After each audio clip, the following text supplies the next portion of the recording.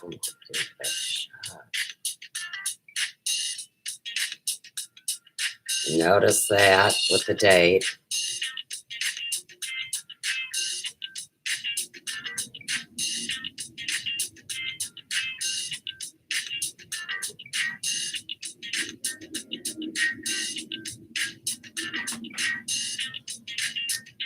Just not the best shot.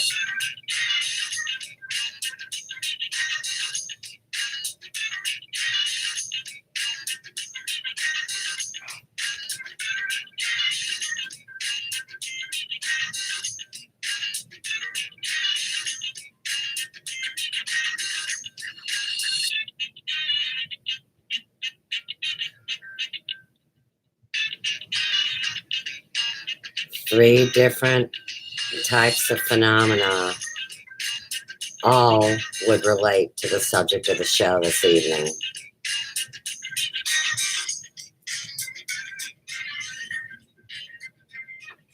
Welcome, everybody.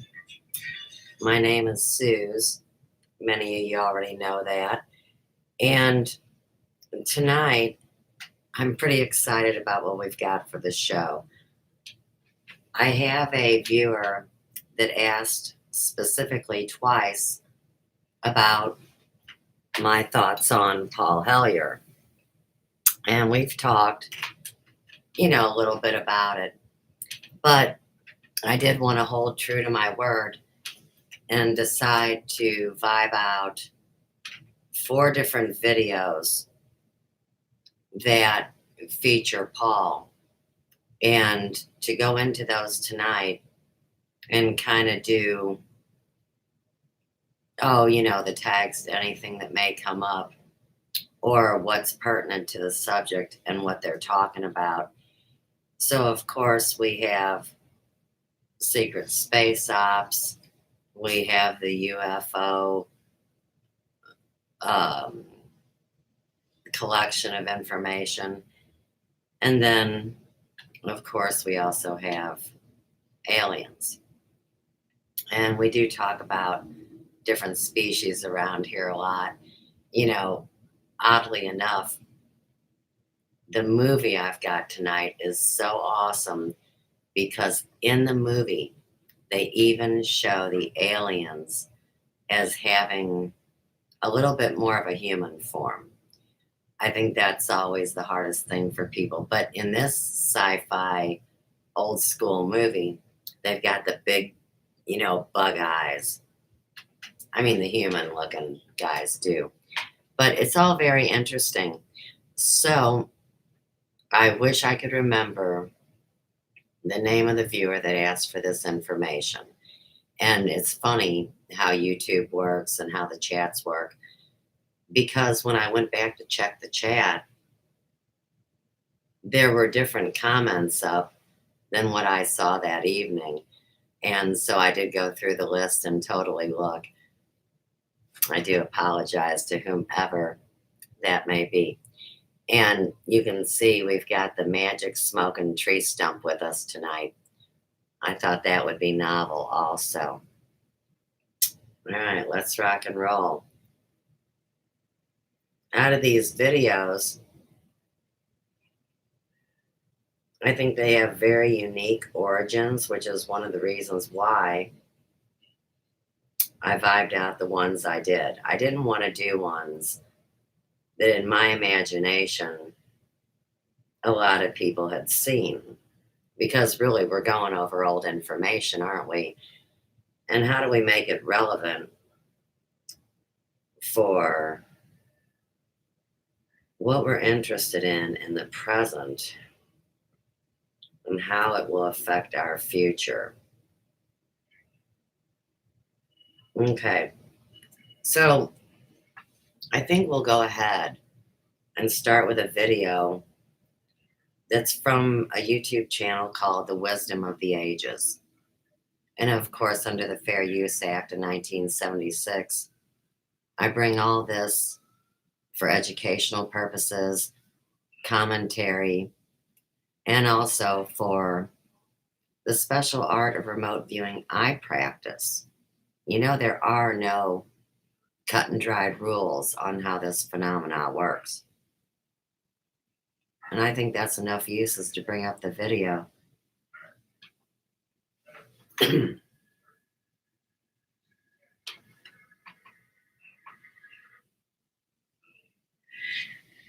Now, of course, this is modern knowledge information. Most people associate this group with people like David Whitehead and Michael Tessarian, who is a hot topic back on the board today. I'm a former Minister of National Defense for Canada. This disturbing message is for the several million Americans and others who were kind enough to listen to the 22-minute presentation at the Citizens Disclosure hearing in Washington in May 2013, and for anyone else who cares deeply about the future of their country and the planet Earth. The U.S. is in grave danger.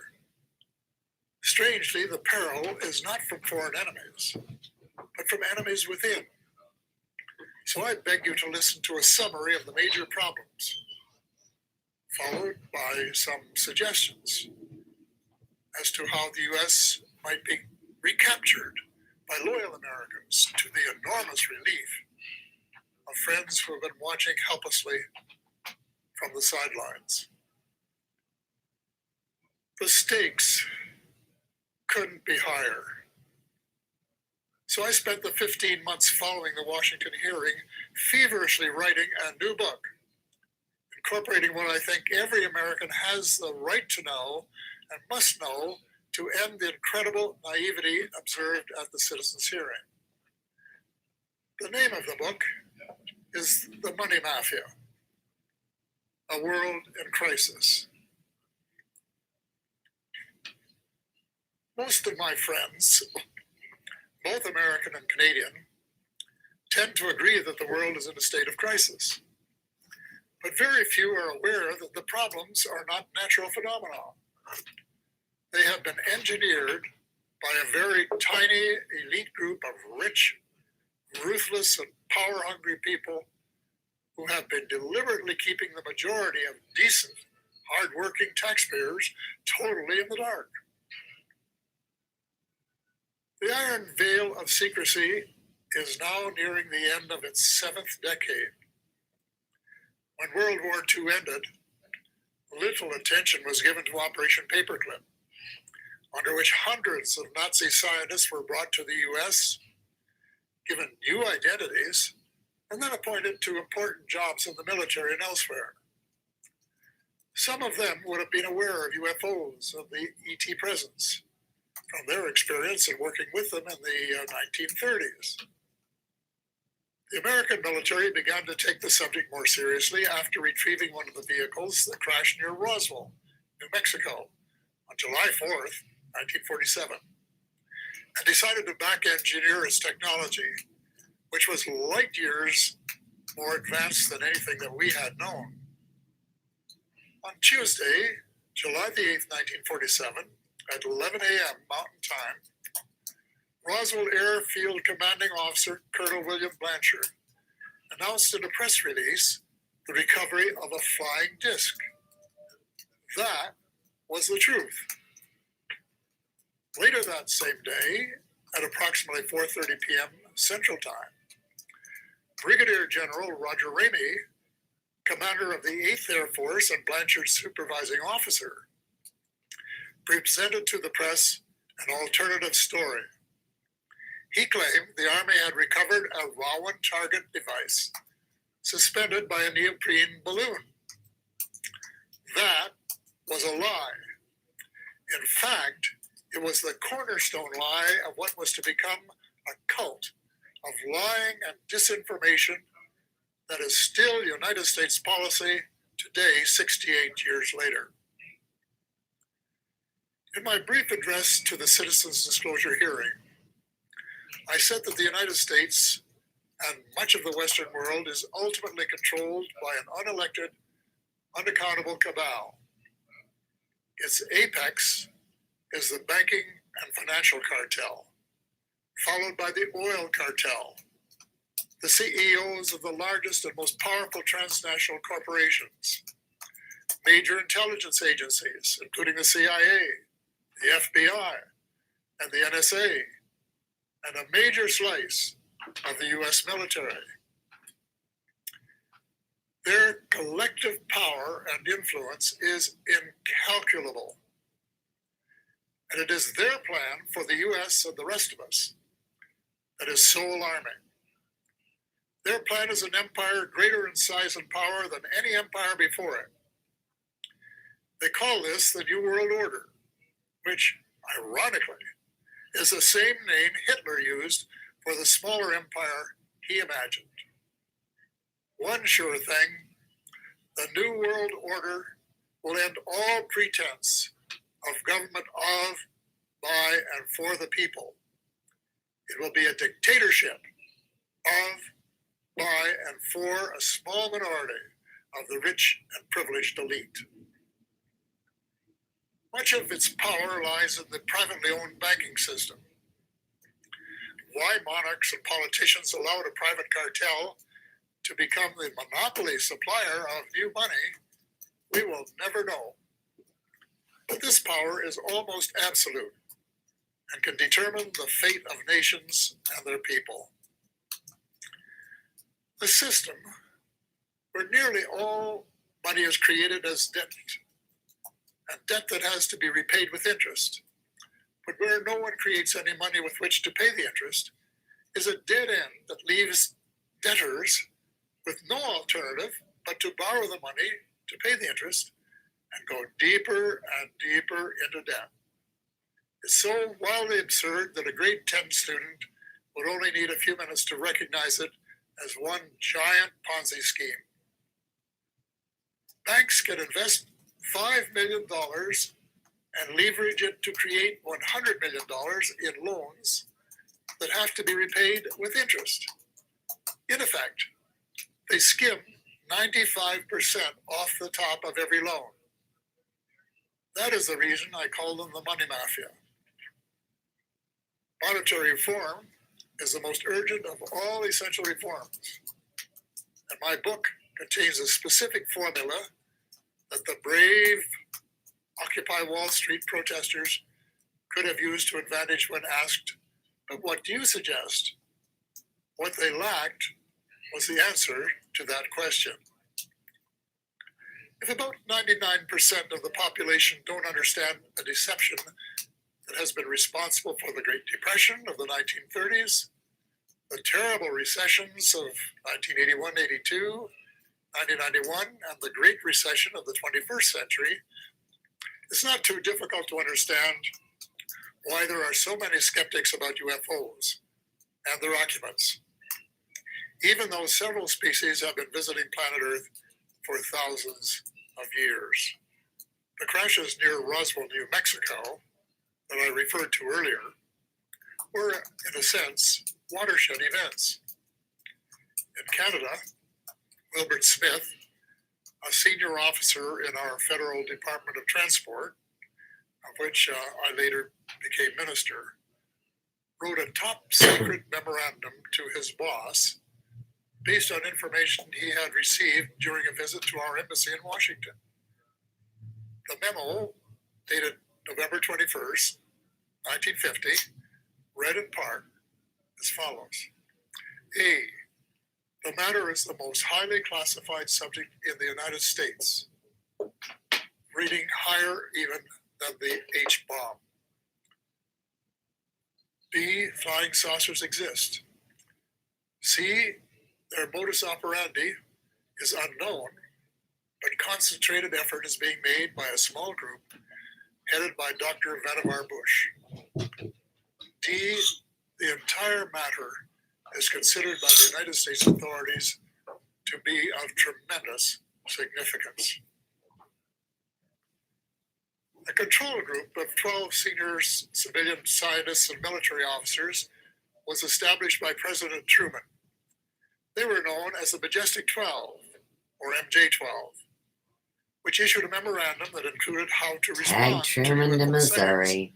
by saying that they were natural phenomena, such as plasma or swamp gas, or that the observer might have been imbibing too much Jack Daniels bourbon. Nothing could be further from the truth. Under the Eisenhower administration, much of the physical engineering was transferred to underground facilities in Nevada and Arizona. Meanwhile, much of the control was transferred to civilian agencies in order to create plausible deniability as to Tag its plausible existence. deniability. When President Eisenhower wanted to take Always a look in at the the restricted script. areas, Under the he was denied excuse chapter. access. It was only when he threatened to send in the First Army that it was agreed that he could send 3 confidants to look at the secret areas 51 and S4.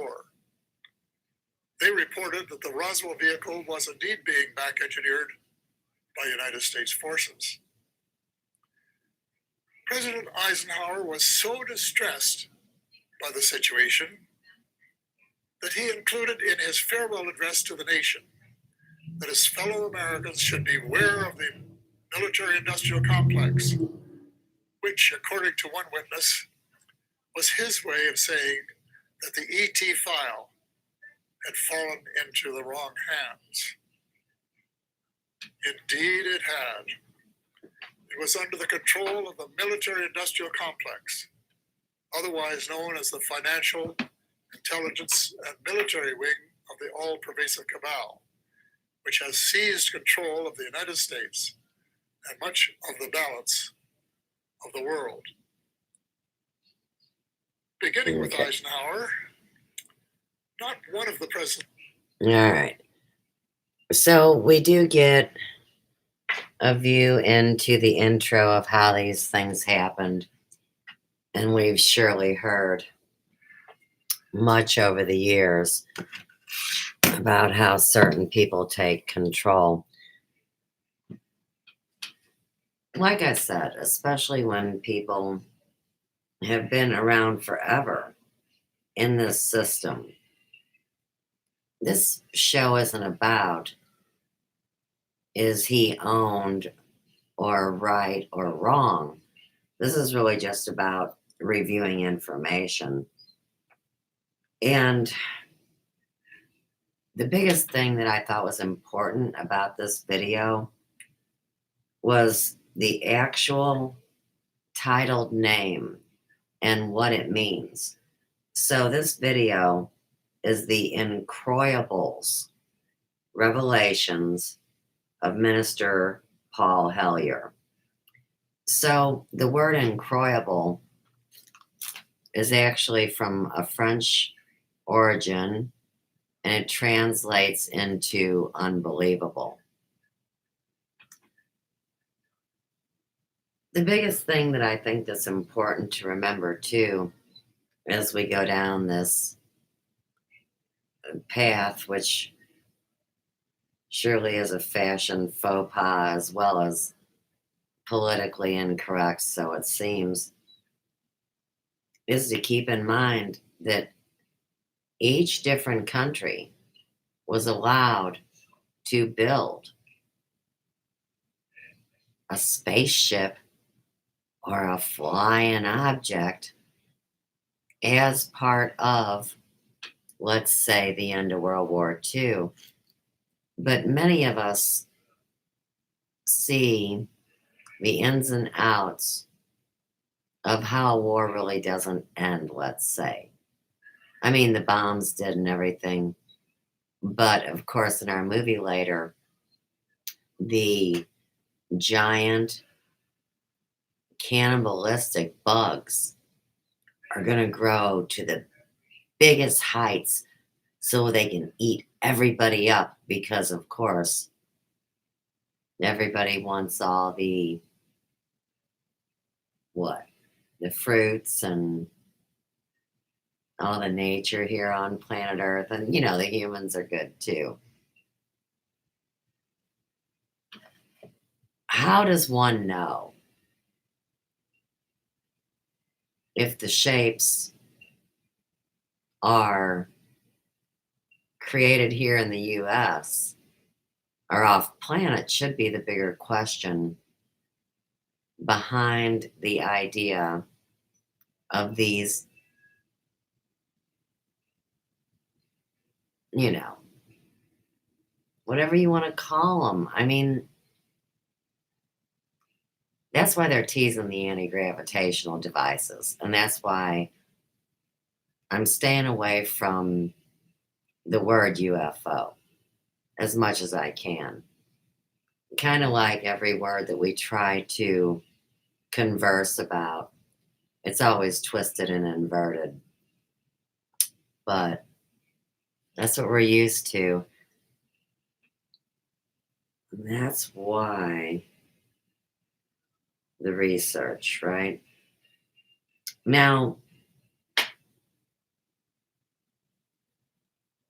before we go to another video, I want to bring up a video that we're going to discuss, but we're not going to watch. And it's Paul HELLYER with Alex Gray at COSM Modern Knowledge. And what I thought was so interesting about it was that the artwork in the background, of course, is Alex Gray's, no doubt. But we've got George Washington with a bunch of cannabis plants, otherwise known as marijuana. And you can see that it would be behind David Whitehead sitting there. And you can see Alex Gray. He's the gray-haired gentleman directly center in the black suit with the Mandela painting behind him. And then you've got Christopher Russack and Mr. HELLYER. I'll try to get a shot of this George Washington picture up close. Let me see. Dadgummit. You know, believe it or not, my paternal kin, the Glasscocks, were given a special honor by old George for all their dedication and service during the Revolutionary War. And the Glasscocks were related, they say, to George Washington on his wife's side, not George himself. And, you know, people love to get all up in it. But you can see that picture a little bit closer.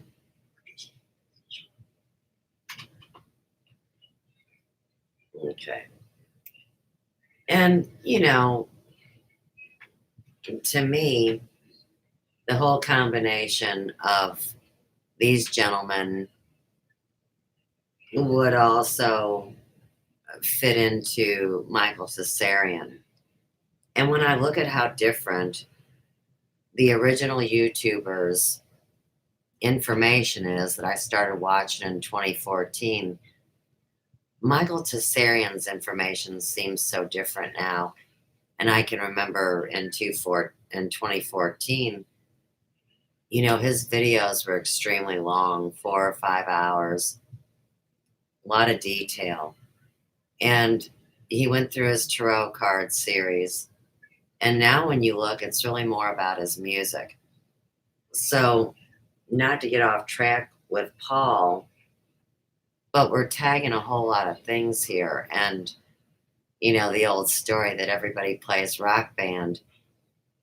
It's really about the different talents that one has as they go through their life. So, when I've said about Paul or any of these people, okay, so they're no different than us. They receive accurate information and they can be prone to the media. They can also get a little misinformation. I'm not so much under the belief that it's always for profit, but of course, one of the things that gets mocked these days is the, show circuit. So here it's obvious that, they have a big conference and sell merch and people watch. In my industry with hairdressing, the hair shows were easily on the same caliber. And whatever industry you're in, there will always be trade shows. I can't say that that's my kind of thing. Um, I get where a lot of people have a hard time when they wind up there. I can remember in the early days of checking out the UFO stuff, you get the story about the people going to the conference and somebody says, hey, let's go for a drive out to the desert to watch the UFO land. And then, of course, you come back with some story about what happened. Now, one of the things I will say about the UFO disclosure, I think the thing that needed to be hidden was the idea that it could be possible, even probable, that it would be our own people using mind control, using medications and drugs, and using veils and masks or costumes or holograms to do the thing where you're getting abducted and mistreated and abused and experimented on. And, I think that's where everything goes south, because when you turn it into entertainment and you tell the big stories,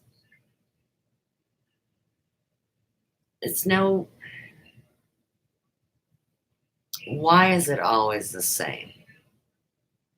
There's no variation.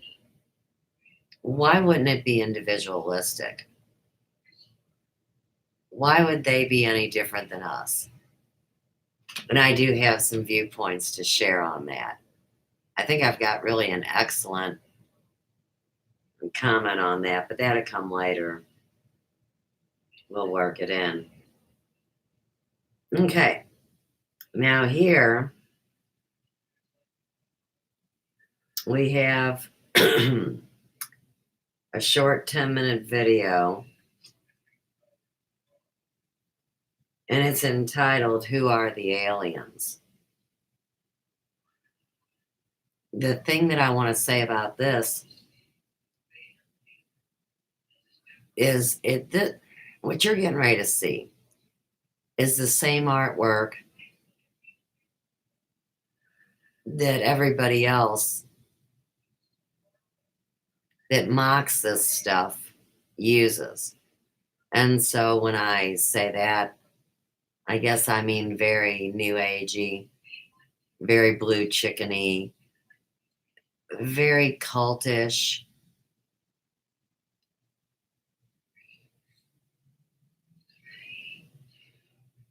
It's not anything I believe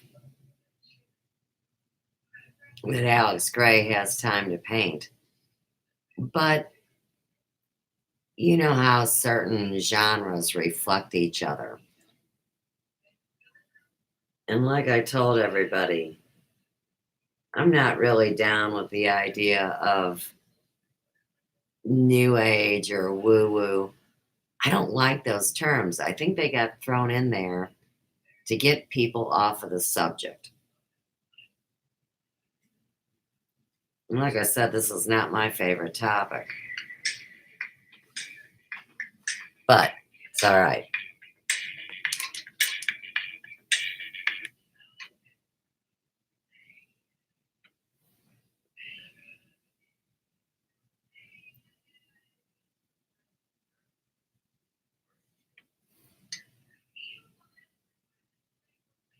There are many species, and I'm convinced they have different agendas. just like humans. Maybe the United States, Russia, China might have different agendas. So if you say, well, what do Earthlings think? Well, who are you talking about? Are you talking about the Russians or the Americans or the Germans or who? And I think there have been face-to-face meetings, probably with species who look very much like humans. And some of them come from planets in our own solar system. And they are people who could be walking down the corridors of the Pentagon and would be unrecognized. Then there are other species, such as the Greys, for example, which are very distinct in their looks. They're short, they have very large heads, very long arms, and very big eyes. And they're more like the ones that we usually see in the cartoons of extraterrestrials. They're not little green men, which we used to say, little green men from Mars, but they're short, dark-skinned, what they were designated as by the United States government, extraterrestrial biological entities, EBs. So the EBs, that group of them, look very different. And they may have an agenda which is quite different from some of the others, because there are different degrees of spirituality. And in the meantime, the MJ-12, this is the very small elite group that President Truman set up to manage the extraterrestrial file and to report directly to the president. They allegedly made a deal with the Greys to exchange technology and to allow them to do a limited number. That's a joke to say, but the deal was a limited number of abductions in exchange for technology. And that as a result of this arrangement, over the years, the United States has managed to what we call back engineer or replicate the extraterrestrial technology, both on the weapons side and on the transportation side, to the point where Dr. Stephen Greer, his witnesses, said about the flying saucers that you can't tell whether it's one of theirs or one of ours because they look so much alike. So they have made tremendous progress in 60 years. And they have check this out. This incense has a hole in it. Draws the smoke down. I had never seen that. According to Ben Rich, who was the former head of the Lockheed Skunk Works, which was working on Tag Lockheed, a St. Louis nightmare. They now have, as he A said, lot of ties to St. Louis. the capability of taking ET home. And so when you say happiness, I think you have to then Let's see how that works. say happiness between whom and by whom, because there's no carte blanche single answer to that question.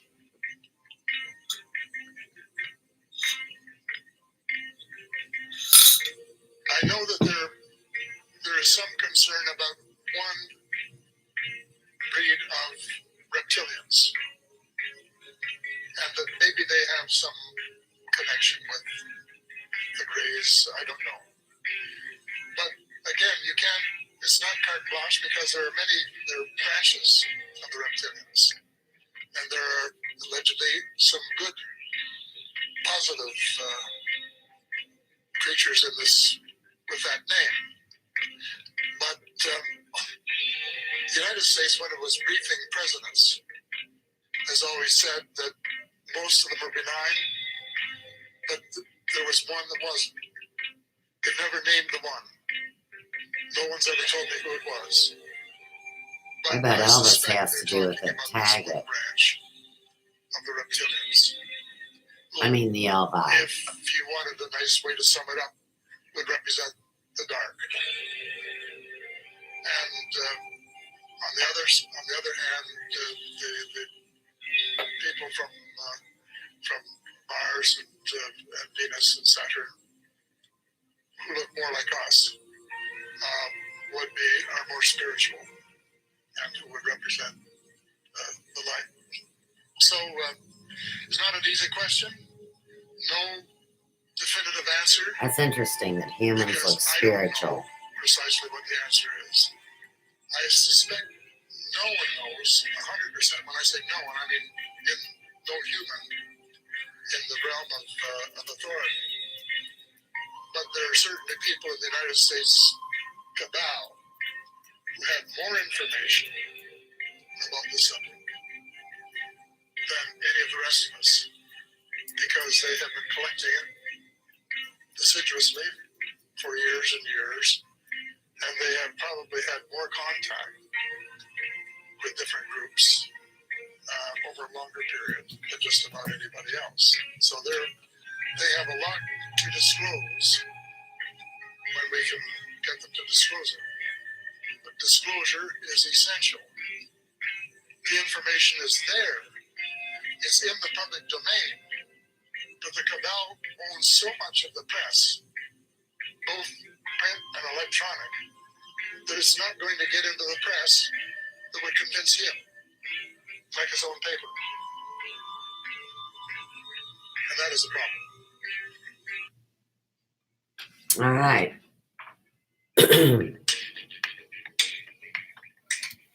So,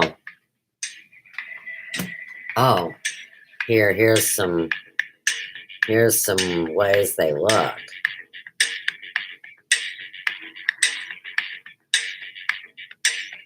I can't say that they would or wouldn't.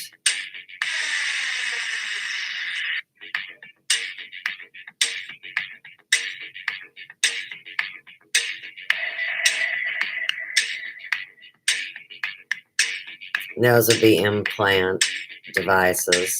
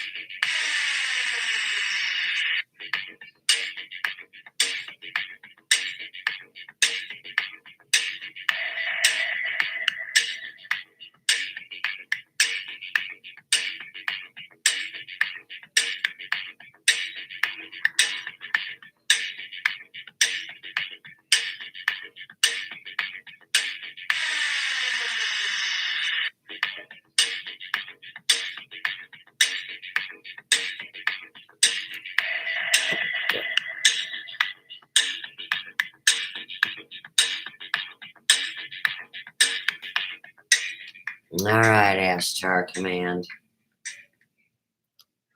So,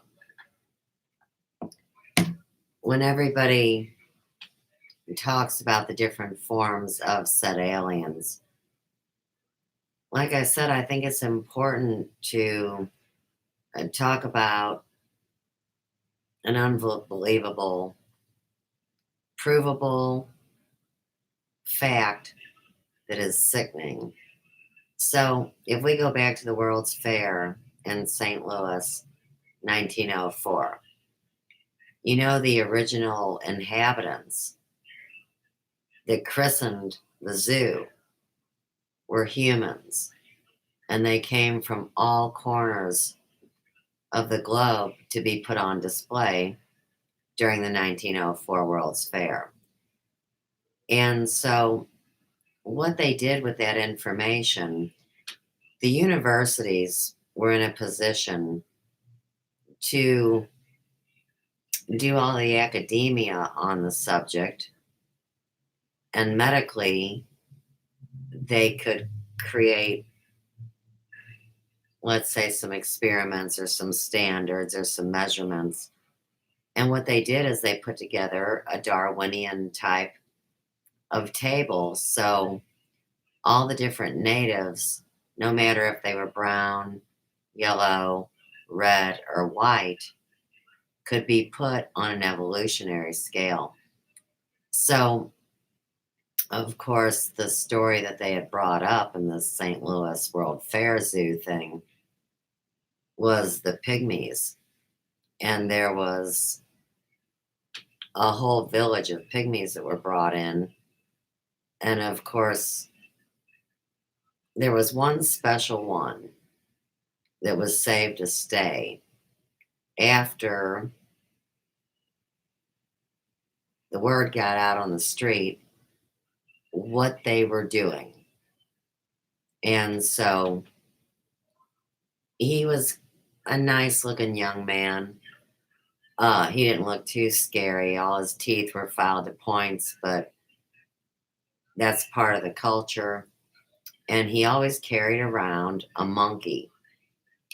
And he wanted to live with what he was used to living with in his habitat, and all his brothers and sisters were gone. So he lived in the monkey house for a while, and that's when the socialites said, "This is not right." And the next move where he went to was like a glass and wire enclosed habitat, all season purposed. And he had privacy as well.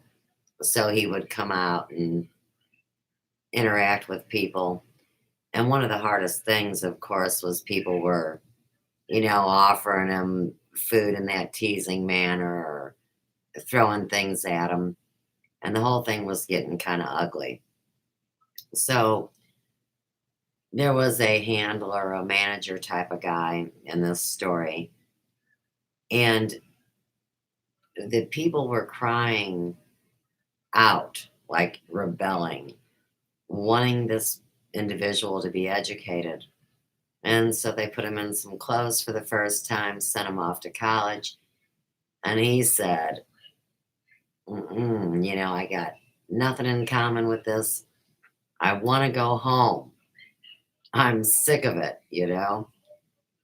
So when he went home, they showed footage of how devastating it was when he got back to his village and it had been ransacked and his people and family were gone.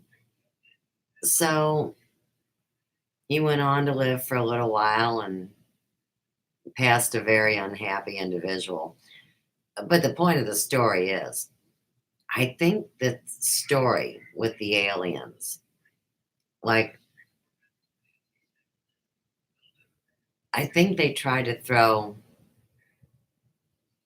their class or evolution into it because if humans look spiritual, well, of course, aliens look foreign. And most of those drawings that I saw, no, they don't really strike me as welcoming. You can put big eyes on them or put some boobs or something, and I get it. That's is that anime? Is that fantasy? Everybody's beautiful in their own way. And I still like the idea that there is more than one type of human.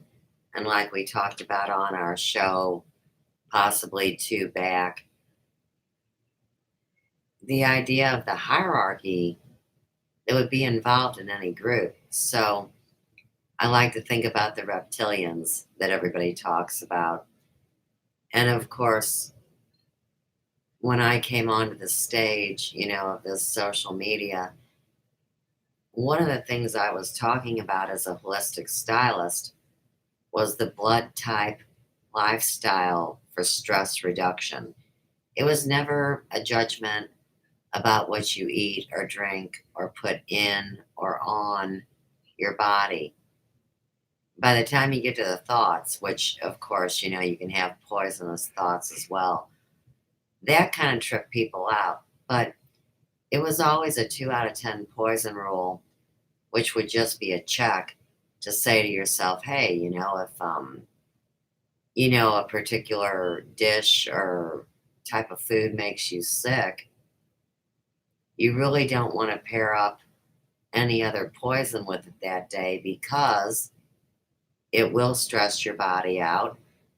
The hormone levels can and probably would be affected. It's just not a good idea.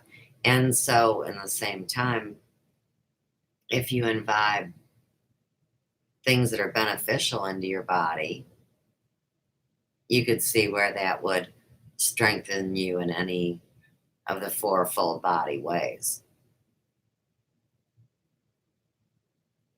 Yeah. Okay. So let's move on.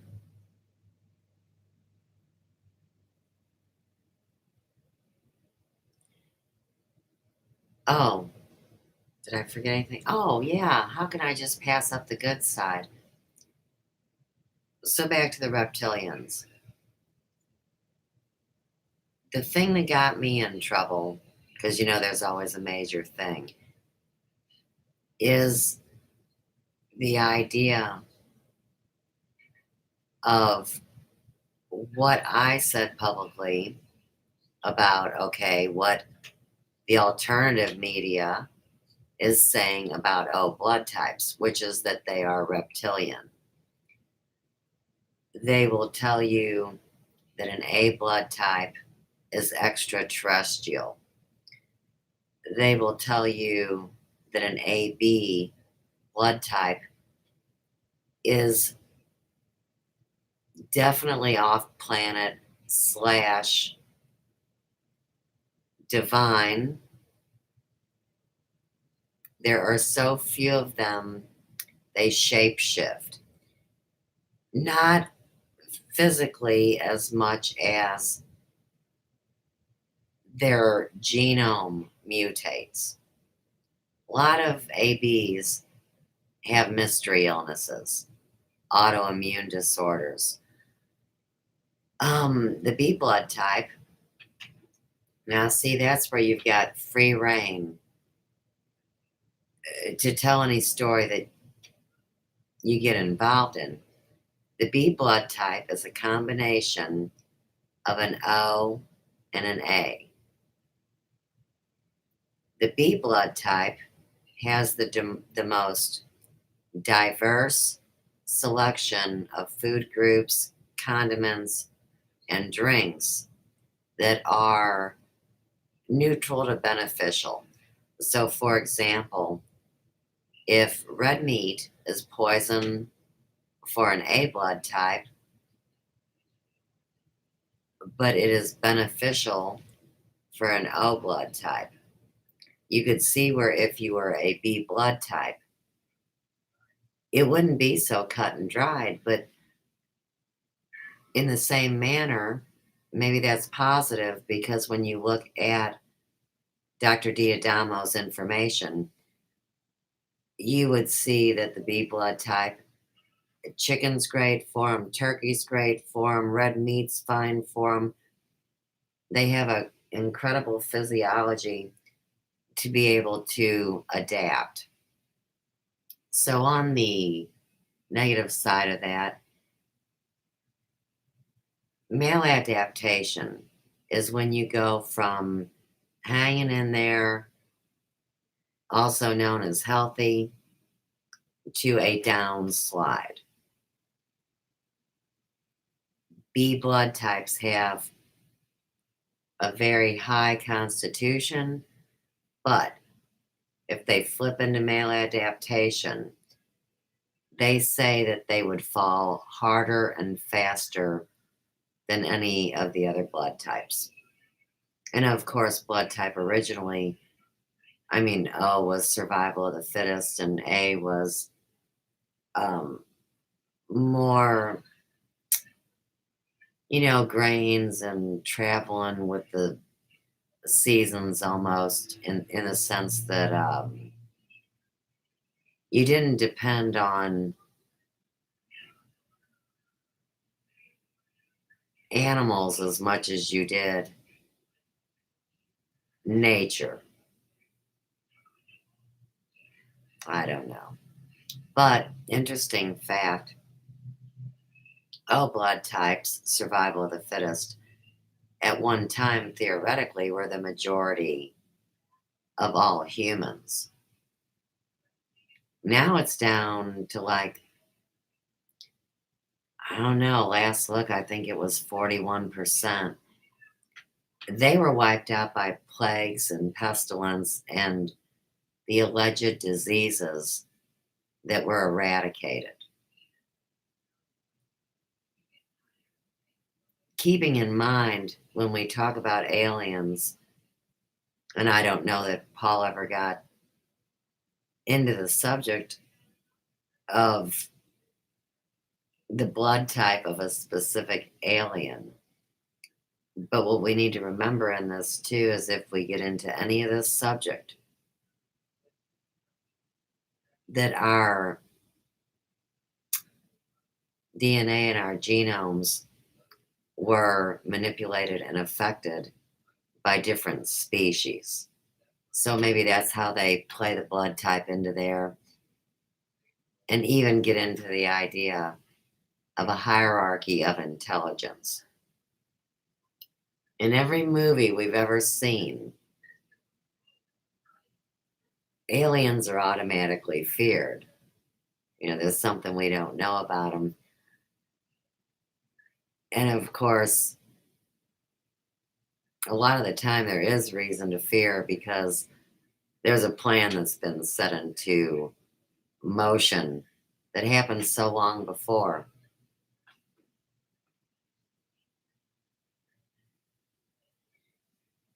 I'm not trailing off subject. I came this close. Okay.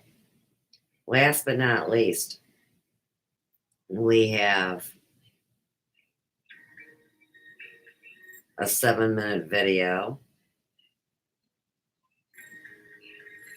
called Paul HELLYER, A Government Inside the Government.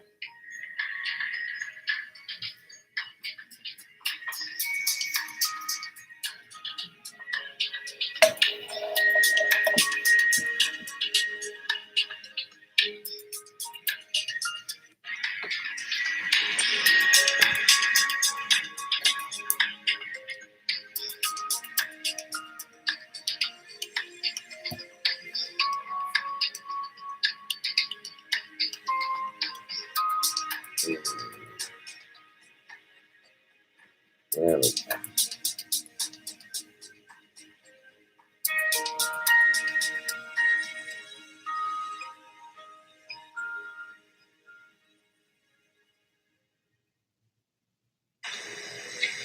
President Clinton was asked a question by White House reporter Sarah McClendon about why he didn't do something about disclosure. And Clinton replied, "Sarah, there's a government inside the government, and I don't control it. Excuse me, doesn't the commander-in-chief and the person who allegedly has their finger on the nuclear trigger have a right to know what his subordinates are doing?" I call them the cabal. And it's a group that is almost impossible to define because they don't advertise either their existence or their operations. But from what I have found, Tag, they the don't apex of the advertise it. cabal is They do international too. They banking make and movies monetary about system. it and everything else. They are the Write top books and dogs. stories. They pull the strings. There's a saying, follow the money. You follow the money, that's where it is. They have it. They have been ripping off the people of the world for centuries. They have vast fortunes, and they have so much money that they can buy anything or just about anybody that they want to. So that's sort of the head of it. Well, then the next echelon would be the international corporations. First of all, the oil cartel, which to a very large extent is You don't know controlled how many by the times I've banking brought up cartel. Maxim Shenko And then of the international Utako Uranium and the corporations. New Vista Petroleum then Company. Further down the 99 list, million a and I'm share. not ranking them See, I always think I really have something in relevant to sequence of say, importance because or they're varying actual degrees. relevant But further down the topics to list, bring there are up the or intelligence evidence. agencies, the CIA, But I think that the FBI, there's a lot of good the information National here. Security Agency, all of the security agencies. And then further down the list, and certainly not less important, the military, part of it, and especially that part which is operating in secrecy and conducting what they call special operations, popularly known as black operations, black ops. And they're really a very, very powerful element in this whole thing that I sort of wrap up in one package and call them the cabal. The New World Order, closely connected to the cabal, that's what they have in mind, and supported by the Three Sisters, as I call them, the Bilderbergers, the Council on Foreign Relations in the United States, which has been working toward a one world government for a long time, and the Trilateral Commission. They're all part of the same thing. Whether they have connections to the Bavarian Illuminati or not, I don't know. Some people say they do. Whether they have connections to Nazis who went underground at the end of the war in order to prepare for another round, I don't know. But all of these things, I think, are important. And we have to have a public discussion of who is really in charge and what they're up to. Because the cabal has been running the United States since World War II. They have far more power than the president. They pick the presidents. I do have something to say The about president's that. going to run for president for both the Republicans and the Democrats. Finance that no one else need apply. And then once they get in, they provide the people for their cabinets and their top positions so that they have control over them. And so this is the way the people have been deceived. But fortunately, the truth has been let out a couple of times, including by President Clinton himself, who said there is a government within the government and I don't control it, which was the truth. In other words, he was saying, I'm not in command.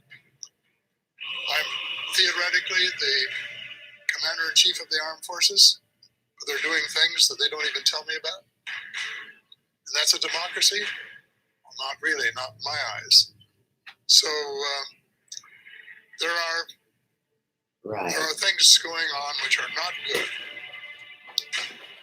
because this is where the spiritual side of this battle between really the forces of light and the forces of dark is occurring. It's with us as the battleground, and hopefully the sources of light will reassert themselves. There's again, it's unfortunate they call it a cabal. It's a small group of people who have become disaffected with what they're planning to do, and so they're on the other side. So it's a very complicated thing with a house of cards and a floor of quicksand. You really don't know exactly who's on first and who's on second.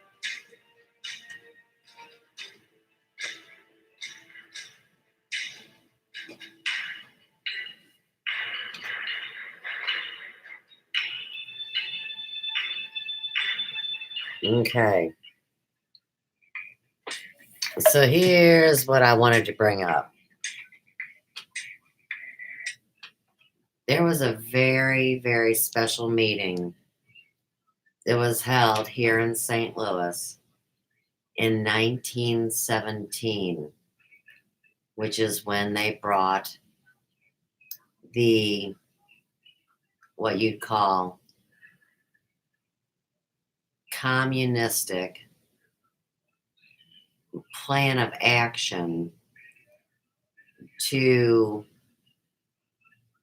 let's say, begin what would be considered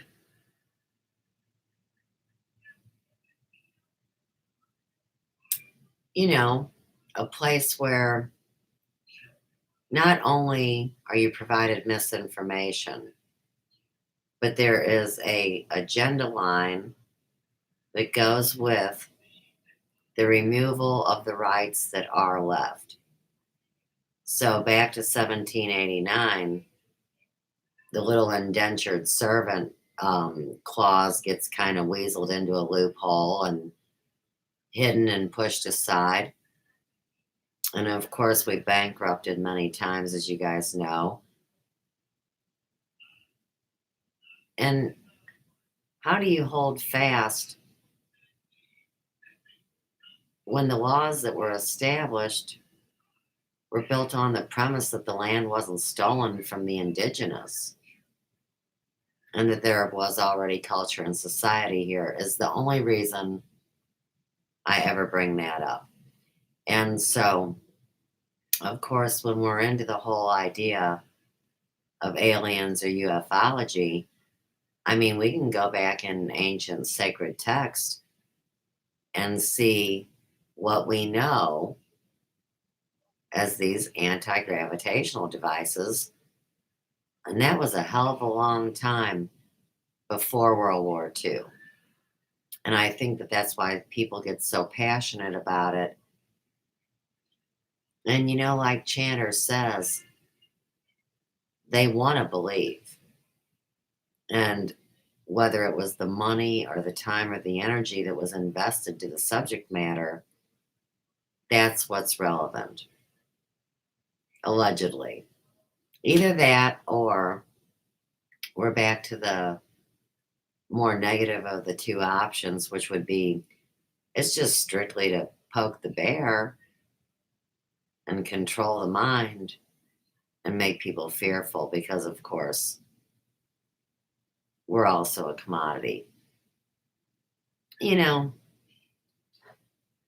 That's why I'm sick of the old program.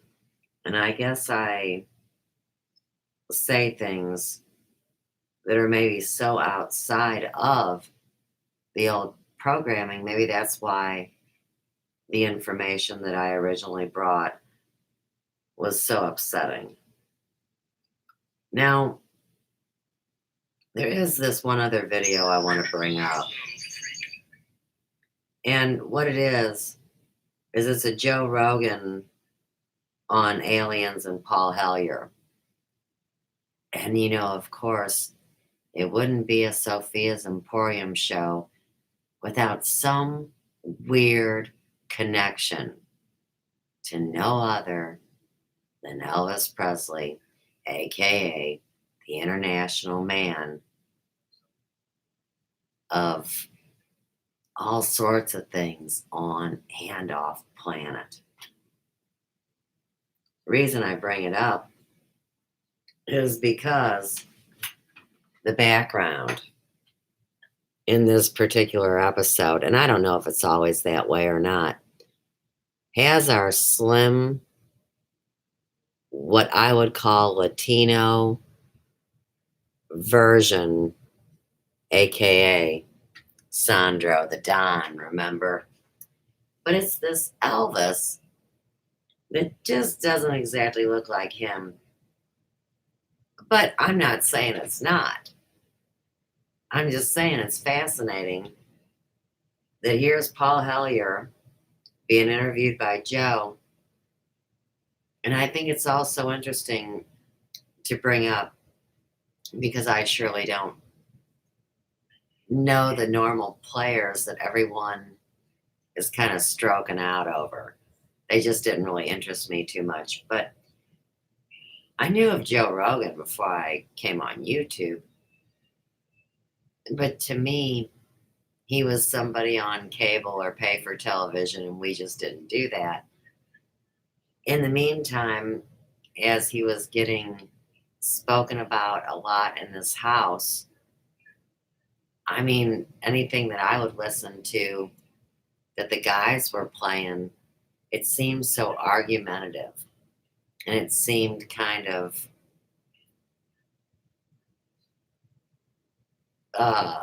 testosterone fest, you know, it was just bamming off the walls. It puts a whole different spin on it mentally, in my book, to find out that he's a comedian. I know that comedians can make up funny, satirical, parody type of things and call it entertainment while key information is slipped in through the code. And I think that's what agitates people as well. We always need humor in the approach, like in the movie coming up. But I think it makes people say that they don't know who to trust as well. And that would be my rationale for why I always seem a little on the serious side while everybody's laughing at me. It's a great combination. Okay, onward and forward to the big movie.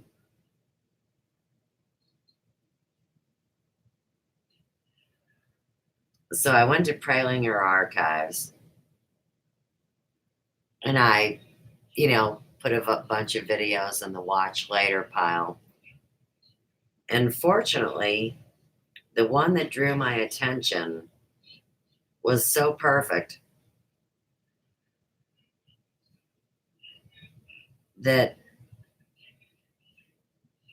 when I previewed it, everything was just spot on. So keep that in mind as you view the movie. And this is called Killers from Space. And it's free films from Sci-Fi London. Now, I do want to preface this with saying it's originally an hour, 10 minutes, and 45 seconds. We're going to shave the first 15 minutes off. And I just want to explain to you what happens in that time.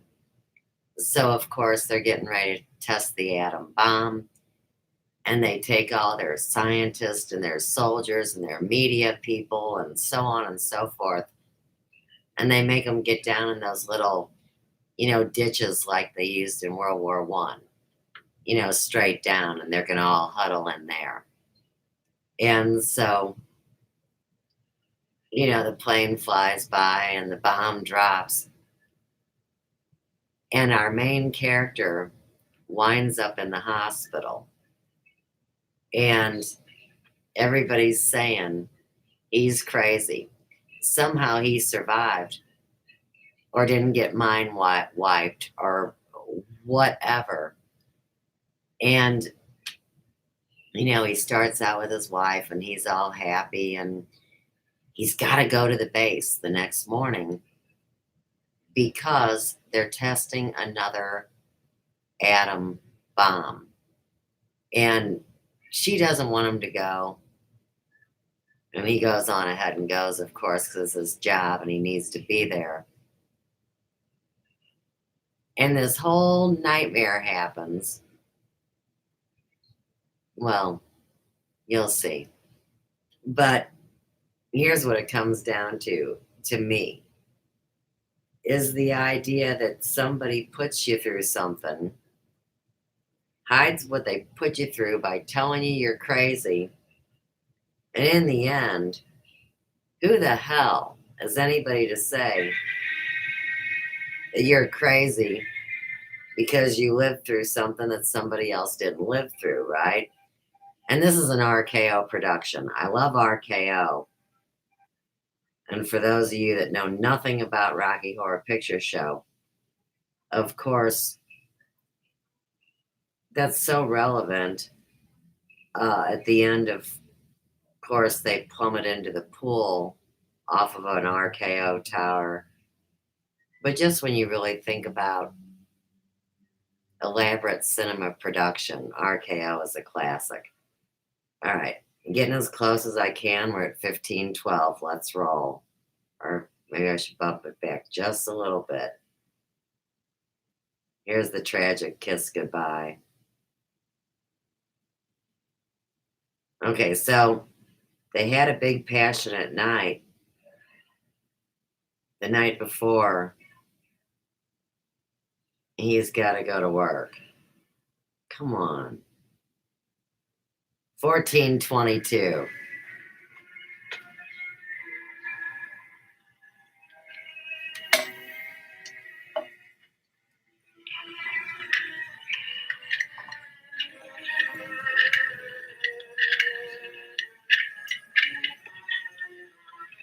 Give me squadron operation. Duty desk, please. You remember him. Mission Impossible, I think. What did you get up for?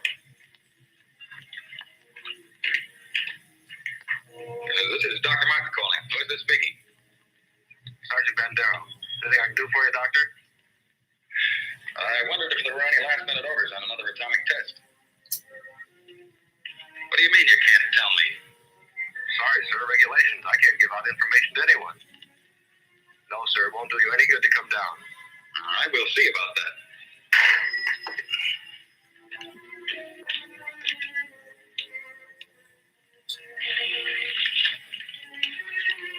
I'm going to get out of the base right away. Don't you agree with me? I've spent months preparing for this series of tests, and no sergeant is going to push me around now. Well, aren't you going to say anything? No. Look, I know they're ready for another test, and I should be there. Can't you understand they don't want you around for your own good? I don't need their sympathy. There's nothing wrong with me. Then why are you acting this way? You're all on edge. If you don't slow down, I don't know what's going to happen. You really believe that, don't you? Look, Doc, if you won't take it easy for your own sake, please, do it for mine.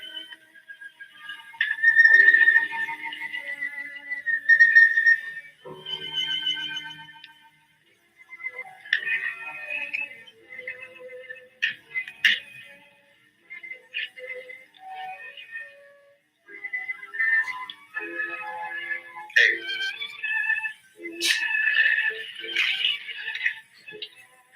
Hey, time to get up. Go away. All right, stay in bed all day. It's almost 11 o'clock. What'd you say? Said it was almost 11 o'clock. It is. You go put the coffee on while I get dressed.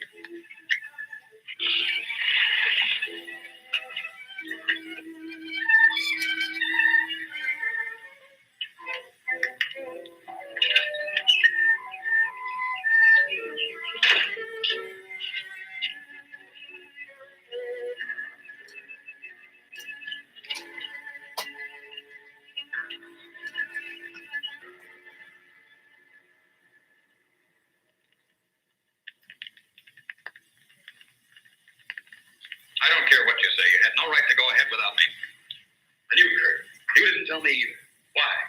Orders, Doug. Orders? Nonsense. The least that could have been done would have been to let me know. I'm fine. I could have done my work. I hate to say this, Dr. Martin, but in your present state, you're not considered a very good security risk. Me? Security risk? My present state? What's the matter with me? How long am I to be considered? Only temporarily. The Results of the test will be available for your study when you return to work. I am ready, Colonel. To us, you're still a very sick man. My advice to you is to go home and relax, as you were ordered. Relax, relax. And if I don't? Then you'll be confined to the base hospital till you change your mind. Now, what's it going to be?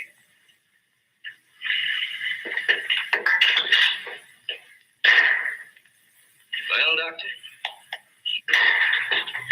Oh, Dr. Martin, I didn't expect you back so soon. Haven't you heard? I'm a mental case. Can't even be trusted with my own word. I'm going to go over circuit any minute. Colonel Banks will fit in on the details. Now, don't tell me. Let me see. You're, I know. You're Miss Vincent, the secretary I share with, Oh, Doctor, you can't be serious. There was no one in your office, so I thought you wouldn't mind. Oh, that's all right. It's all right. As far as I'm concerned, you can take the rest of the day off. Are you sure? Mm-hmm. No, I don't really belong here. I just came in to pick up a few personal things from my desk. Goodbye. Goodbye.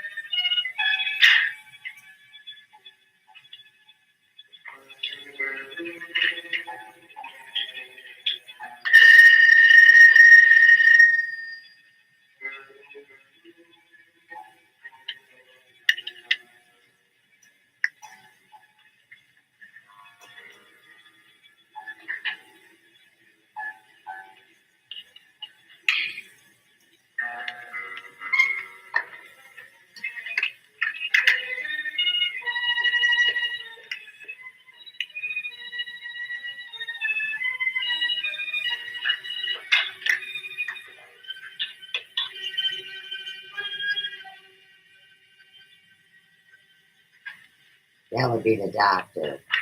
He doesn't check behind the door.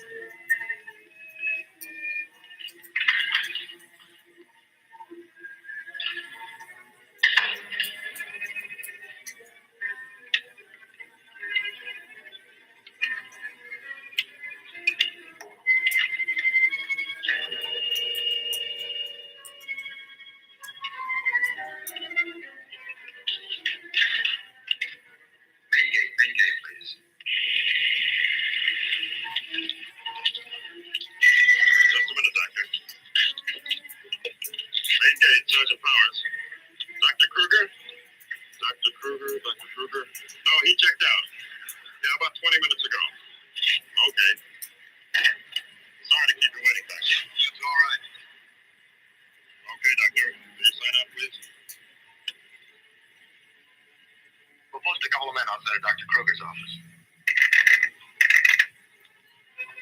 Give me Colonel Banks at the Officers Club. Thank you, Doctor. Good night.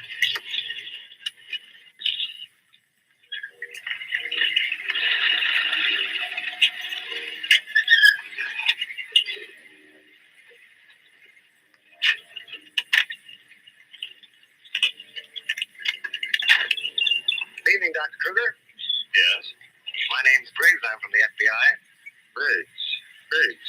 Of course. I've heard of you. I wonder if you'd mind returning to your office with me. What seems to be the trouble? Oh, just a few things we'd like to straighten out. Concerns me? Well, I'm afraid so, Doctor. Take your own car if you like. I'll meet you there. All right, I will.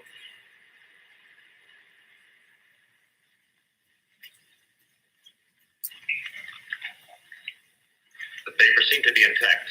Is this all classified information, Doctor? Of course. You know, according to security regulations, that vault should have been locked before you left. But I'm certain I did lock it. All right, then tell me this. Who besides yourself has access to the combination? Well, the Colonel here and Dr. Martin. Dr. Martin.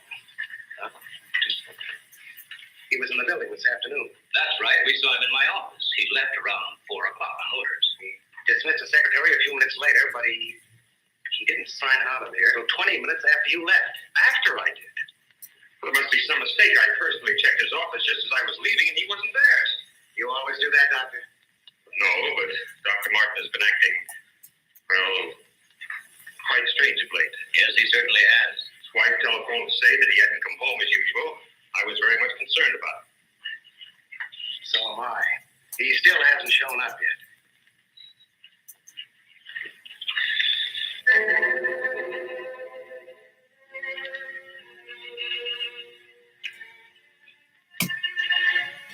What kind of pipe tobacco do you use, Dr. Kruger? Me? I don't smoke at all. Is you, Colonel? Cigarettes. What are you driving at? That's funny. How long has Dr. Martin been using this brand of tobacco? I really don't know why. Now, Mrs. Martin, you say you have no idea where he could be at this hour. I know he's never been this late before without telephoning. Okay, Doc Martin. Well, I hate to ask this, but have you ever had any suspicion that there might be another woman? Certainly not. I'm sorry, Miss Martin. Just why are you asking me these questions? Well, let's put it this way. Has he made any new friends lately? You know, people not in the usual group. Weirdos. No, the only people we've seen in months have been connected with the Institute. Excuse me. Hello? Yes, just a moment. For you, Mr. Briggs. Thank you.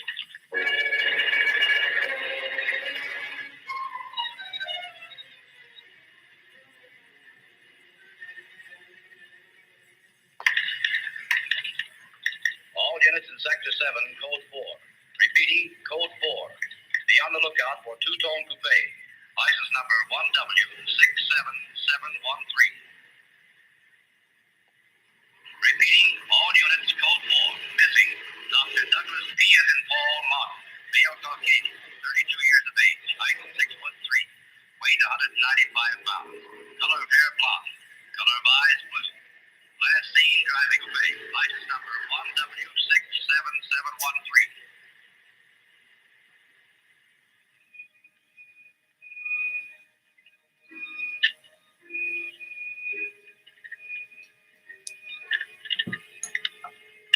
Dr. Martin. What are you doing with this? Any special reason for placing it under this rock?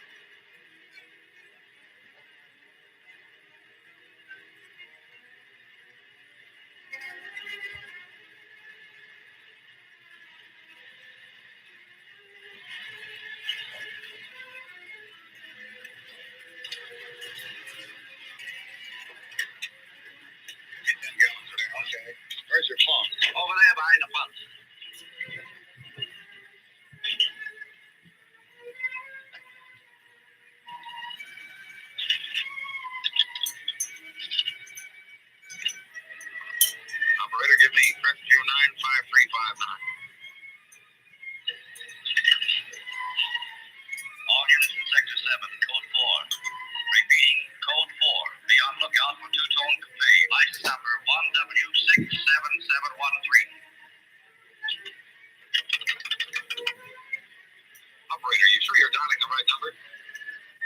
We'll try it again, will you? It's my home. There ought to be someone there now. At junction of Highway 66 and Beach, ambulance en route. Car 17, code 7, walk along. Suspects may be armed. Repeating, code 2 to all units. Dr. Douglas P. as in Paul Martin, male Caucasian, 32 years of age, height 6'3", weight 195 pounds, color of hair blonde, color of eyes blue. Missing, Dr. Douglas P. as in Paul Martin, male Caucasian. Repeating, code 2 to all units.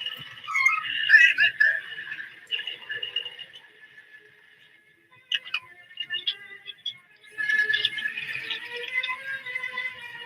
Operator, give me the police, quick!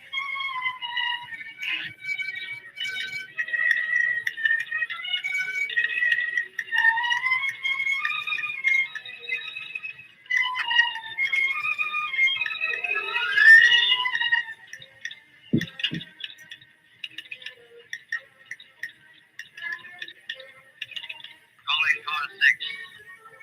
Calling car 6, code 11. Come in, Briggs. Calling car 6.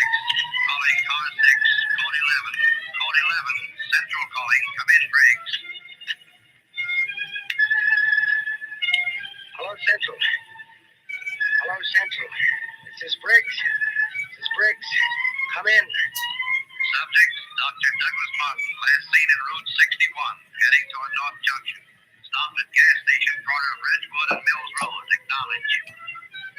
Roger. Briggs out.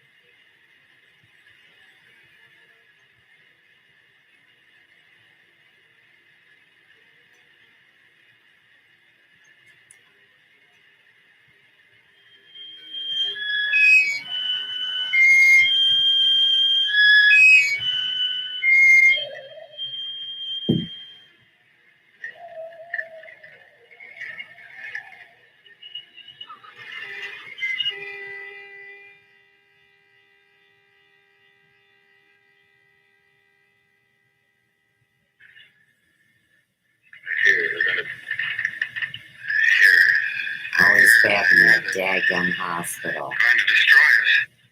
He's coming out of it. It's all right, Dr. Martin. You're with Fred. You'll be all right. Now let me go. Let me go. Steady now. Steady now. He'll kill everyone. We've got to stop now. Easy, Doug. Easy.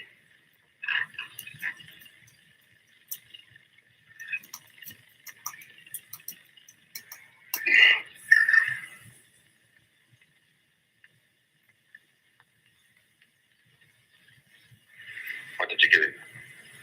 Sodium amytal. Truth serum. To deprive his mind of any imagination.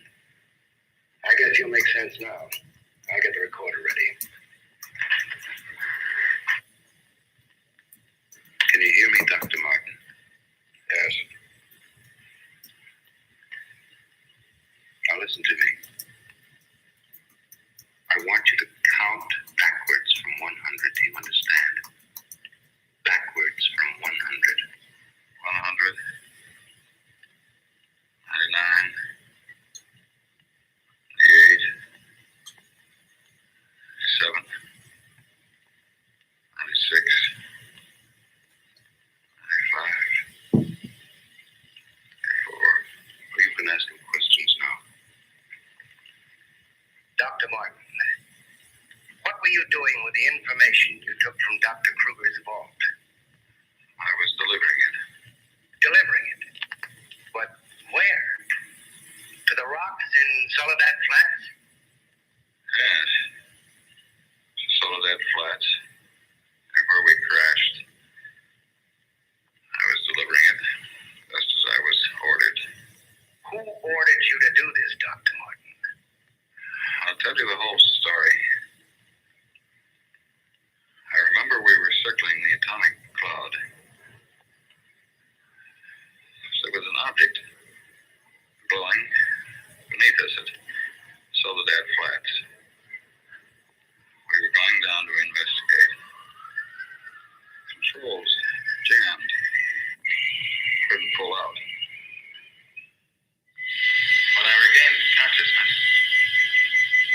the table.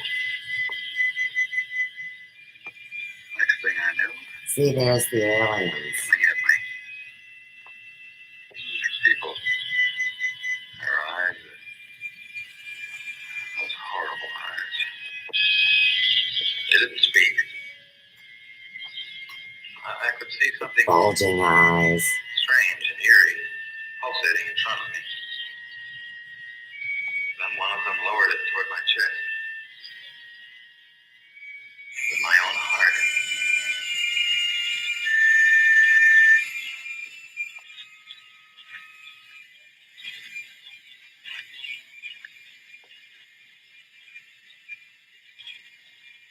What happened? What is this place? Who are you? What are you doing to me? Can't you speak? Who are you?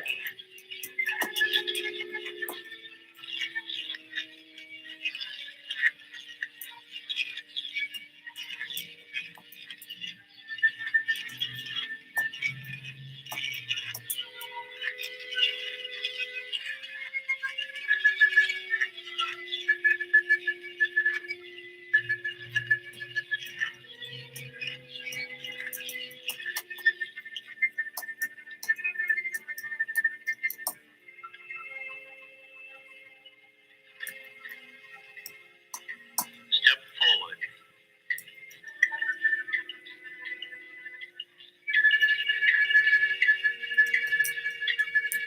Dr. Mark, I see you are quite well. You have recovered from your unfortunate accident. Who are you?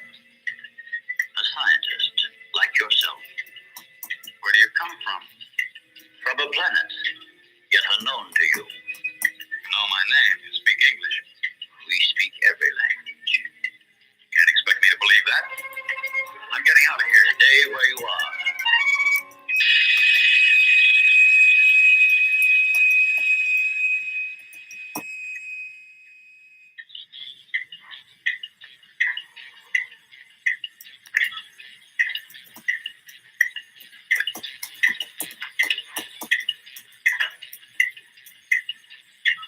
Who are you? I have already told you that. How did you get here?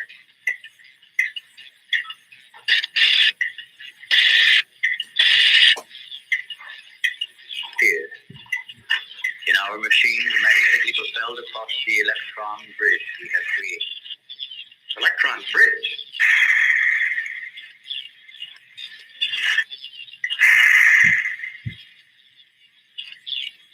You mean you come and go just like that? Without anyone ever seeing you? Our ships have been sighted on numerous occasions by your people. And why haven't we been able to track one down? We have a warning system similar to your primitive radar. Our machines are set to change course at the mere approach of a pursuing object. Let's say I do believe you. Where are we right now? In a cavern within the upper crust of the earth. How long have we been here? Since the beginning of your experiments in nuclear fission. What have you got to do with that? We are accumulating the energy released with each of your atomic explosions. One moment.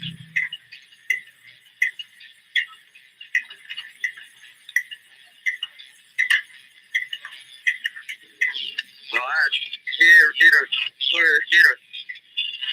up, no, here, pilot, now, Navasino, Sierra, Casino, Valpino, Charles Needed. What was that? A report from the monitor we sent to the surface to obtain the results of your last nuclear test. Results? They'll take days to analyze and compute. I think you will find these figures are correct.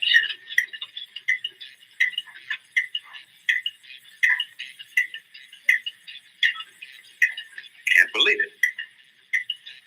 Where is that man? You don't recognize the area. No? He is in the vicinity where you crashed.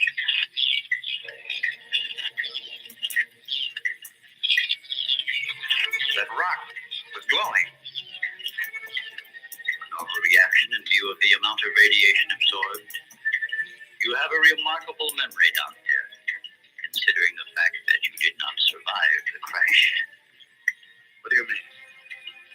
The mechanism of your heart had ceased to function. It was necessary for us to revive it.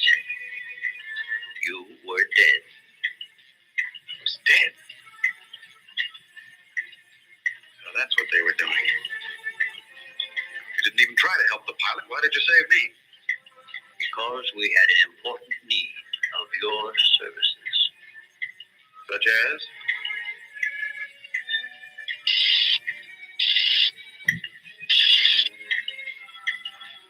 Look this way, Doctor. You will understand.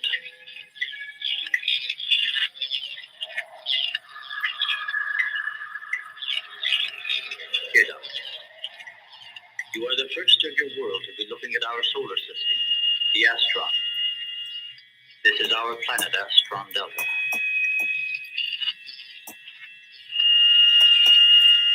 It occupies the fourth position in relation to this, our sun. Yes, go on. During the 23rd time rotation, our sun began to die. So during the succeeding generations, as our planet began to cool, vegetation began to disappear. Our eyes developed to this state to combat the ever-growing darkness. We were forced to migrate. You left your planet? Where? We invaded these neighboring planets. They were nearer to our sun.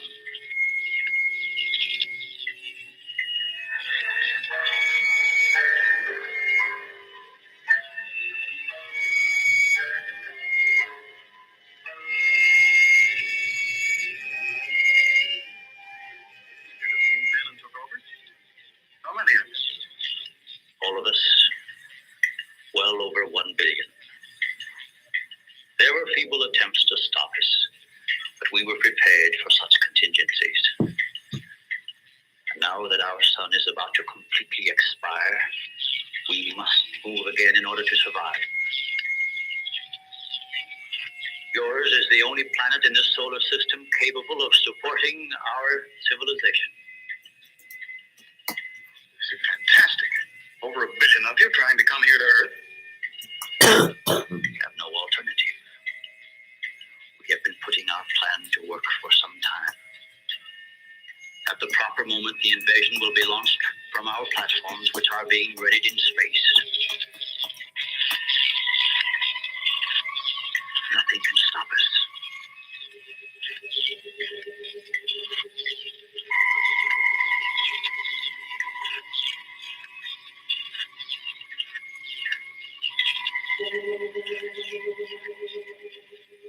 Sam, this is ridiculous. You cannot find your way in or out of this cavern. Do not try to leave.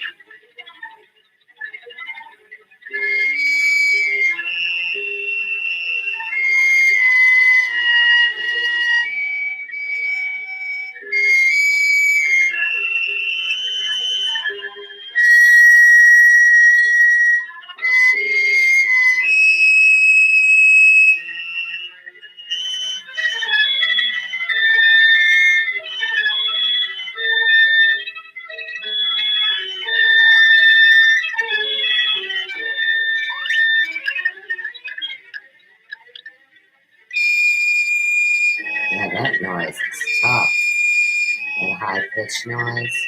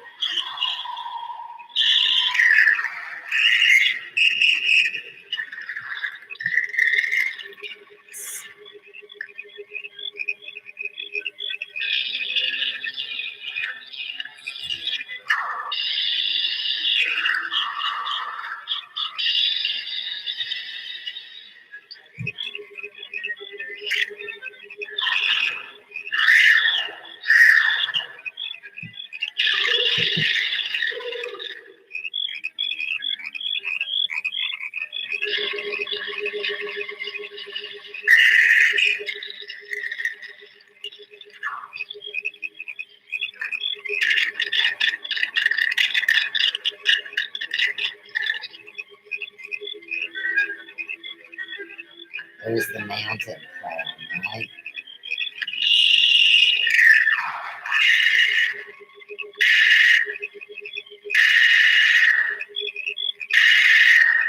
Reptilians.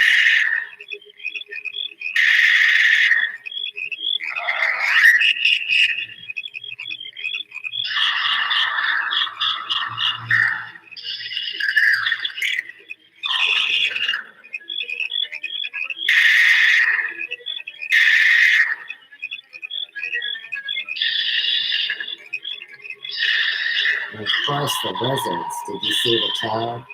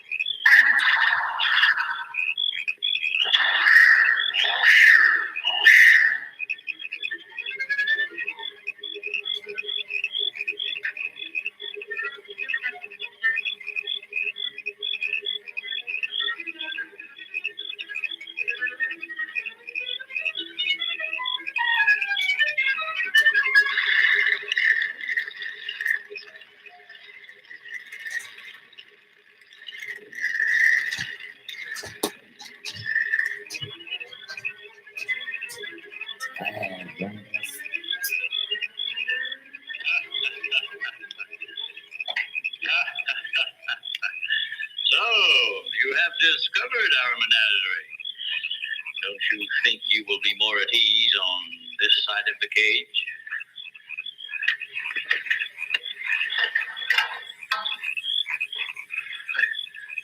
It's horrible. What are you doing here?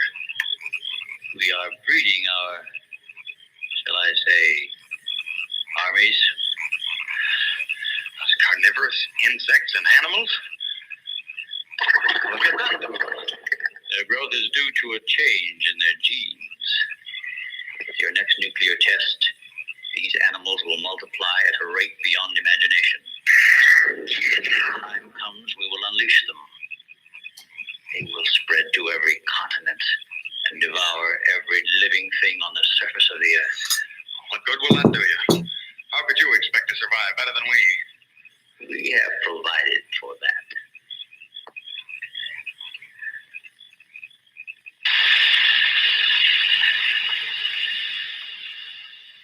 No, Doctor. Look over there.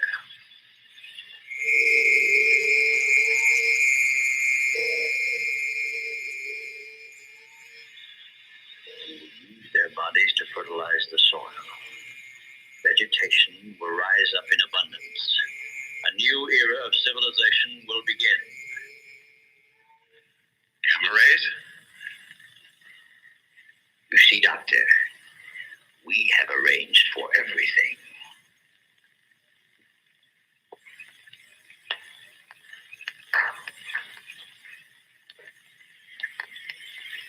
Wait a minute. All this equipment? Our nuclear storage units. To date, we have accumulated several billion electron volts as a result of your atomic explosions. Several billion. A chain reaction at this point could release enough unstable isotopes to create a new and powerful element. Might be impossible to control. True. An element that will never be known by your scientists. I can assure you the strength of this new element will... This is a powder keg. Could go off at any minute. I assure you, Doctor, we have everything under our complete control. What force could possibly be strong enough to harness the... You control your whole operation by electricity. Of course, no generators. That means you're getting your power from somewhere on the surface. It must be passing through here. You have heard enough, Dr. Martin. Step inside. All right. What do you want from me? You will have access to advanced information relative to the time and strength of the forthcoming atomic tests. What about it? You will provide us with that information as soon as it is available. I see.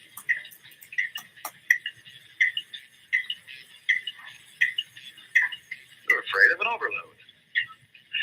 You can't tap enough electricity wherever you get it from to control a strong enough charge. You are a clever man, Doctor. Perhaps too clever. What makes you think I'll give you any information?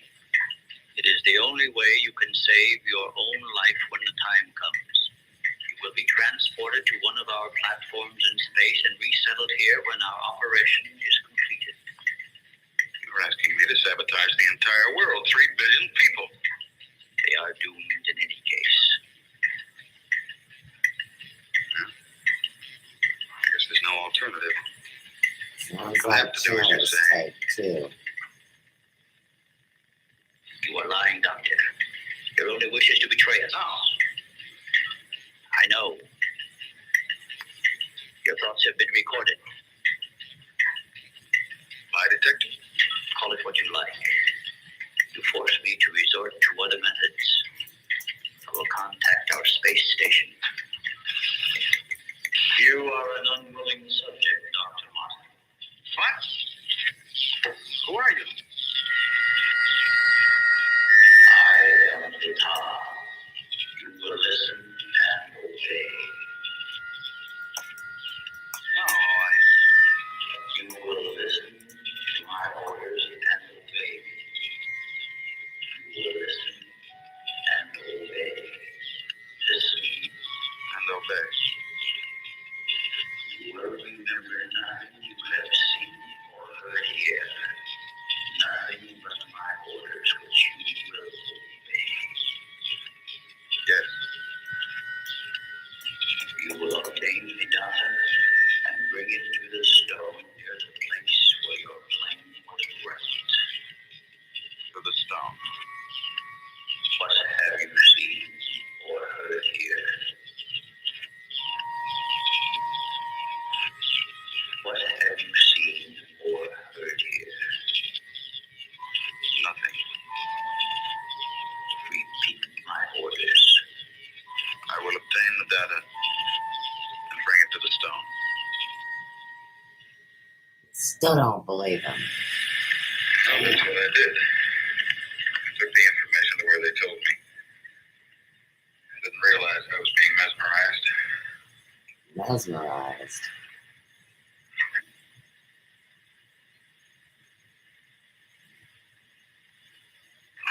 Why didn't somebody say something? Don't you believe me? Kurt, you understand? These giant animals breeding by the millions, they'll devour everything unless we stop them. Of course, Doug, we will. Colonel, you've got to arrange to set off another bomb. Tonight, the strongest charge we have. They're beneath the ground with all their equipment. We can blow them to pieces. Now, wait a minute. A strong charge will overload their units. You don't believe me, Colonel? Major? Kurt? Yes. Of course we do. Easy, Doug, easy.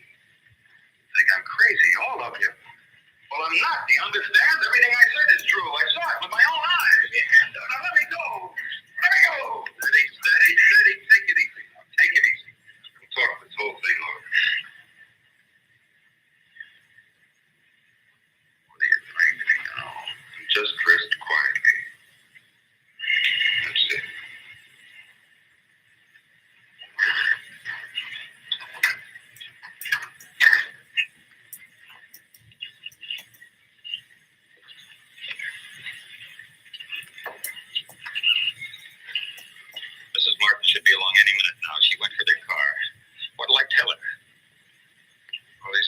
of shock. Tell her he's resting quietly. If you'll excuse me, I think I better wait for her at the information desk. Well, Dr. Martin seems to be indestructible, except for those hallucinations. Those weren't hallucinations, Colonel. Under the influence of sodium amytal, a patient loses all control of his imagination. Well, then he shouldn't be able to fabricate those stories. That's right. Major, you're not trying to tell us that everything he said was true. Look, gentlemen, I can only give you the medical facts. As for the rest, you'll have to decide for yourself. Excuse me, please.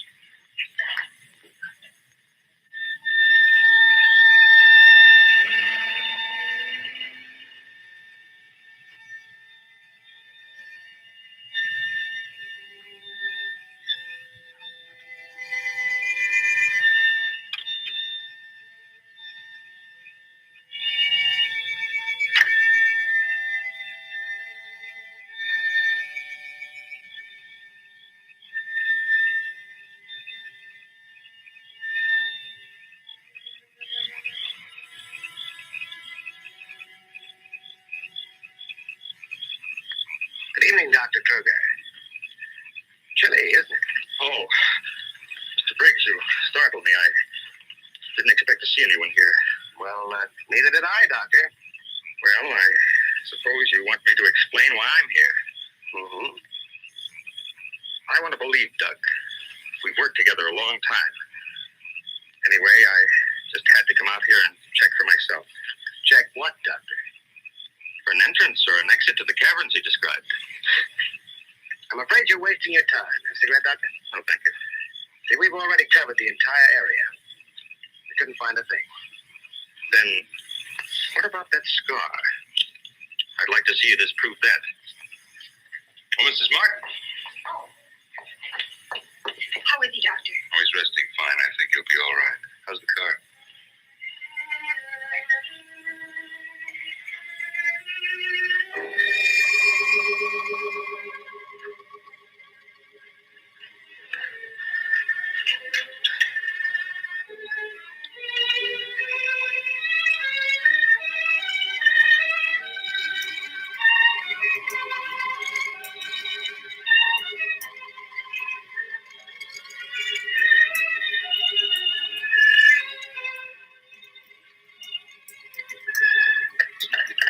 Keep away from me.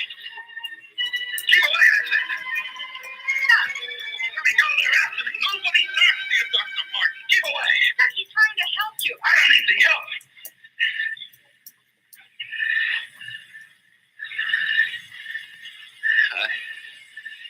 I want to see Kurt right away. Now, you control yourself. And I'll call him just as soon as you get back to your room.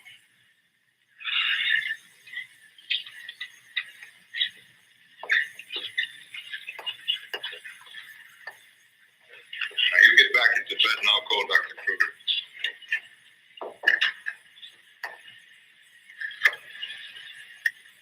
I've got to figure something out before he gets here. Need a pencil, some paper, and a slide rule. I'll see that you get it. Oh, can I have Dr. Kruger, please?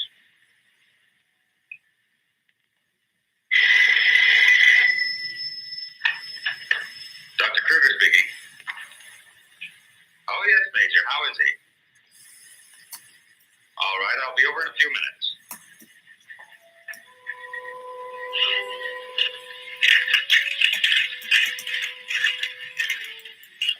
Doug. Doug.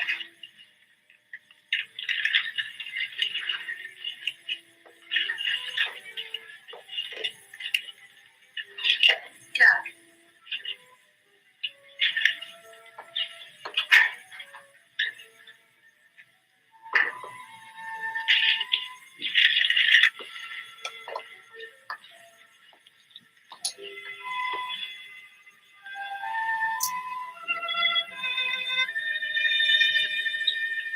Kurt, Ellen, I got here as soon as I could. Is there anything wrong? he's much better.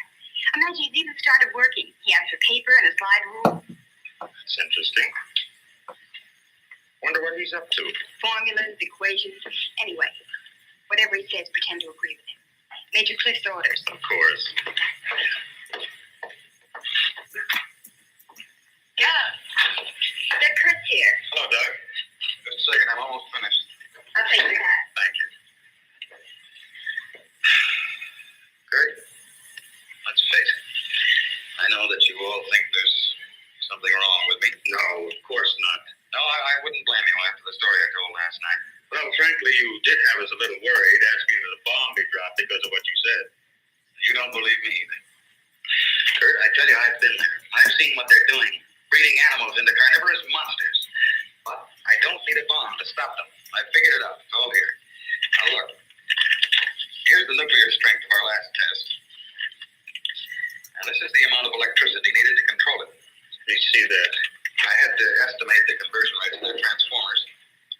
These figures are correct. Such transformers must operate on a constant supply of electricity. Where could they get that much electric power? Only one way. They must tap it from the main lines at the powerhouse. Could do it by parallel induction. Nobody'd ever know the difference. All we have to do is to cut it off. Cut off the power? We can't do that. It would cause untold damage for miles around. Such a power stoppage must be planned in advance. 8 to 10 seconds, that's all I need. That gap in supply will short out their resistors and the whole thing will go up. But you won't go along with that. No, not Chuck it back in bed. car key. Oh, look, you're carrying it out of our way. Chuck!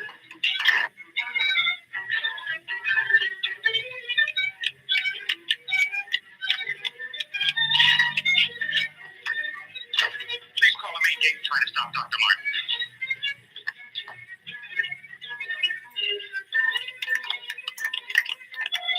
Chuck, stop the car. Hurry. Dr. Martin! Stop! Stop!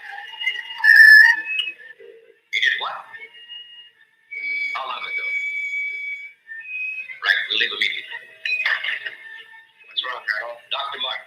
He's on his way to the powerhouse. Wants to cut off the power supply. Let's go.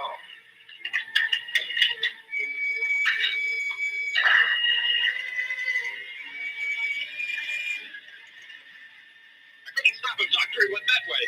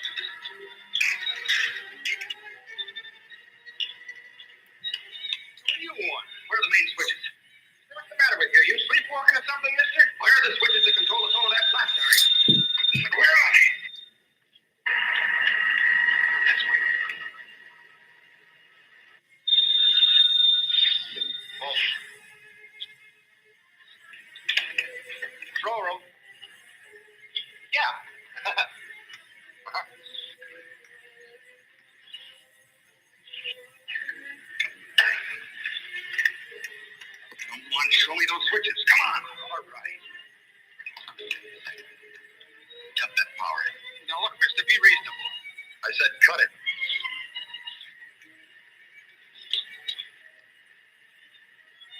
Now the next one.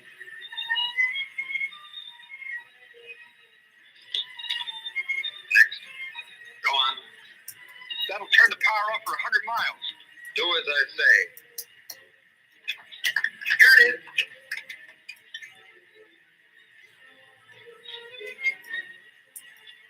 Stay where you are. Put down that gun, Dr. Monk. I'm warning you, Colonel. Come any closer and I'll kill you. Now the next one. What's this one? That's the master switch. Cut it. Doug, please, don't. I said cut it. Get back or I'll kill him. Go on, get back. Go on, get back. Do as he says.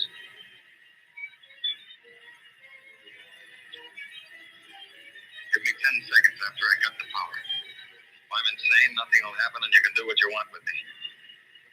If I'm right. Now.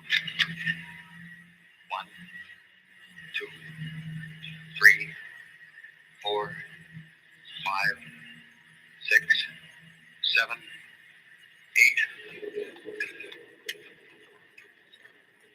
Over here.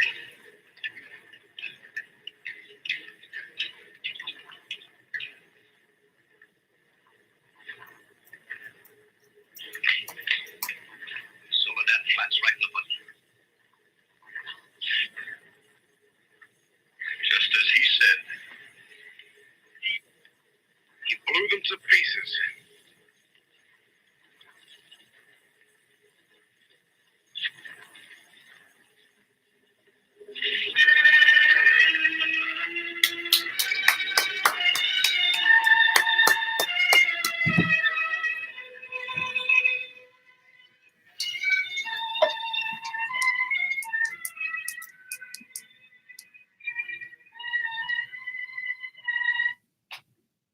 What an interesting take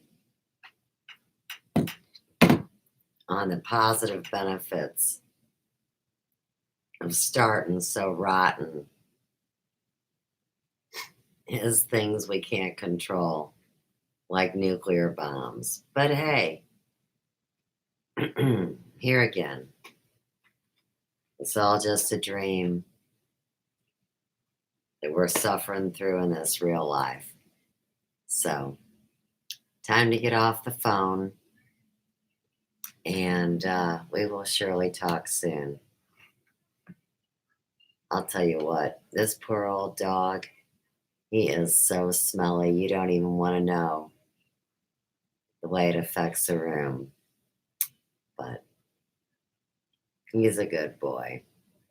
And with that, I say good night.